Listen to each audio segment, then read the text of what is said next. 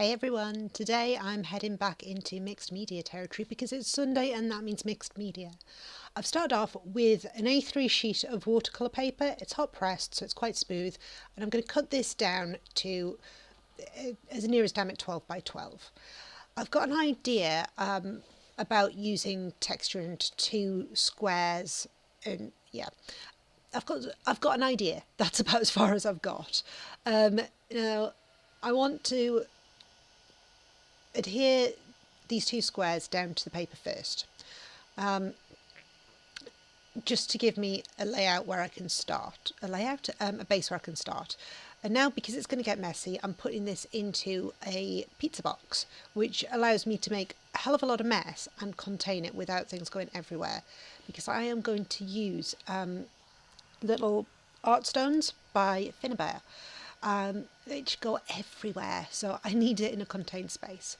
What you can see first is I'm adding some sand paste, and this is just sand paste. It's a fine grit mixed into a gesso type acrylic, nothing difficult. And from after that I'm going to sprinkle on some large art stones. Then we're going to sprinkle on some small art stones. Sounds really simple, but it's really bloody messy, and as you can see, they go absolutely everywhere. However, once they're on and stuck, we're going to dry the layout off, and then we are going to proceed to our next step. Now, the next step is to add some watercolour. Well, actually, it's not the next step. What I had done before this is added a layer of gesso just over the entire page to help those stones stick, and just to make my life a bit easier for the painting, because painting onto these art stones without having a layer of gesso underneath, they just absorb the paint, and then you wind up with lots of different textures on the page that don't work together. So the paint will sit up and look really light on one area and then sink into the paper and look really dark in others. So I wanted to try and give myself a single base. I'm going to use pinks and oranges, so like the flowers in the paper, pinks, oranges, yellows, that kind of thing. That's what I'm aiming for. And these are just watercolour paints, nothing particularly fancy. They're from a variety of different manufacturers because I'm obsessed with watercolours. And I'm just adding strong pigments in here, just in different places, adding a spritz of water here, a spritz of water there, picking up some of the water so that it's not so wet to work on. Yeah, I know that sounds really weird, but just interspersing pinks and yellows, and I'm also going to add an orange into this as well as we go. And I do give this a couple of layers and a chunk of water to help things spread out. I want them to blend together, but I don't want them to become muddy. And it gets a bit tricky when you've got this orange and this purplish pink in there as well. So I'm going to splatter things around a bit, move the paint around, and you let the water help me by just flicking bits on as I need to. You can see it's starting to come together. You can see the colours are starting to build. I've got some areas where it's really punchy colour, others where it's a bit more subdued. So I'll probably go back and add some more to that just to help bring that colour forward. It's really simple because all I'm using is a pigment and some water, and I'm letting the water do the work. I'm letting the water move things around. I'm adding splashes. It's ridiculously simple. It just takes a bit of bravery because it does become very random. You can't always control exactly where the paint and water is going to flow. So you do have to be prepared for pieces that may or may not quite meet those expectations. I'm going to quickly rub over just with my hand to remove any loose art stones or anything, and then I'm going to start building. I've really hidden the original two pieces of this paper that I put down, so I've got another couple of squares, and that's what's going to go down there. And then I thought about it and went, well, hang on, I like the blue, so I decided to cut it into strips and use those strips as my background. So that's what you can see me doing, is just deciding which way round to have them and which way I want them to go. I'm going to mount them on pop dots just because it's going to be so much easier to add photos and things, because it'll raise it up to the level of the art stones or just over, which makes life so much more simple. I do have a little bit of space in between some of these.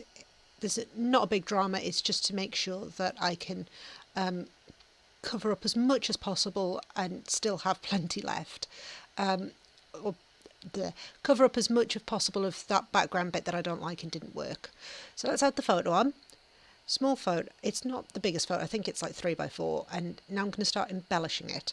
So this particular page, really there's a lot going on already. I'm going to add quite a bit of embellishment here, and it's going to be a lot of clusters, so to speak. So a lot of stickers going on, and some wet glue, because the dry glues don't adhere well to the art stones, it needs to be wet. I want to use a lot of butterflies because it is a garden.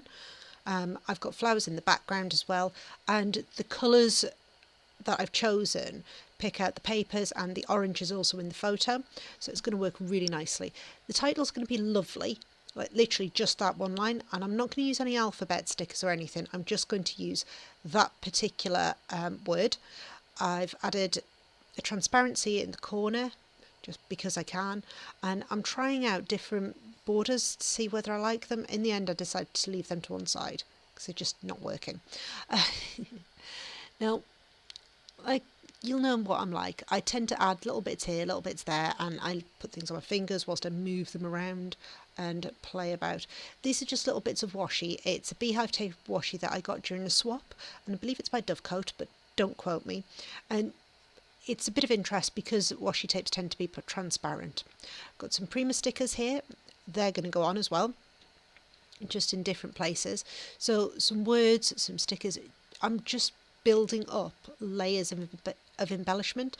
It makes it interesting, it makes the page flow well, and I'm not too worried about using lots of these because I'm using lots from different areas, so it looks like more than there actually is.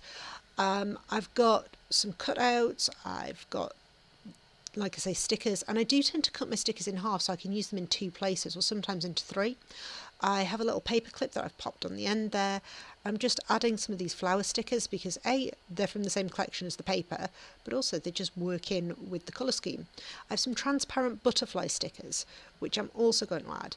Now, these allow a lot of the colour to show through. You can still see the butterfly, but it's not blacking out or covering anything else, so it's almost like a silhouette, if you like.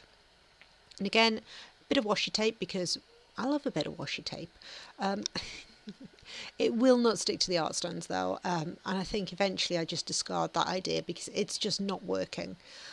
I'll add some more stickers here and there.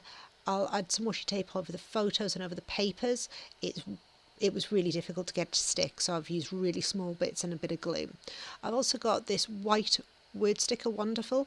I'm going to leave it white. I'm not going to add anything to it. It's just staying as white because then it'll stand out and work with the